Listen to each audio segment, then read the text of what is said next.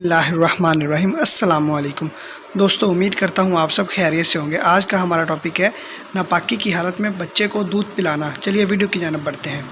جب بچہ رو رہا ہو اور اس کو چپ کرانے کے لیے دودھ دینا ضروری ہو اور عورت حالت جنابت میں ہو تو کیا عورت جنابت کی حالت میں بغیر غسل کے بچے کو اپنا دودھ پلا سکتی ہے یا نہیں؟ عورت جنابت کی حالت میں بچے کو اٹھا کر بوتل کے ساتھ دودھ پلا سکتی ہے یا نہیں؟ کیا دونوں صورتوں میں پہلے غسل یا وضو کرنا ضروری ہے؟ اگر عورت حالت جنابت میں بچے کو اپنا یا بوتل کا دودھ پلا دے تو اس سے بچے پر کوئی برا اثر تو نہیں پڑتا؟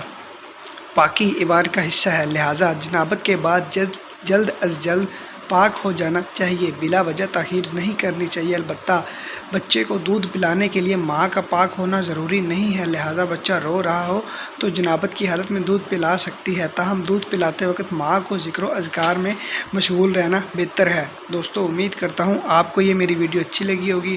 اگر میری ویڈیو اچھی لگی ہے تو میری ویڈیو کو لائک کریں، میرے چینل کو سبسکرائب کریں اور بیل آئیکن پر ضرور کلک کریں تاکہ نئی آنے والی انفارمیٹیو ویڈیوز کا نوٹیفیکیشن آپ کو بآسانی مل سکے۔ اپنا بہت سارا خیال رکھیے گا، دعاؤں میں یاد رکھیے گا۔ اللہ حافظ۔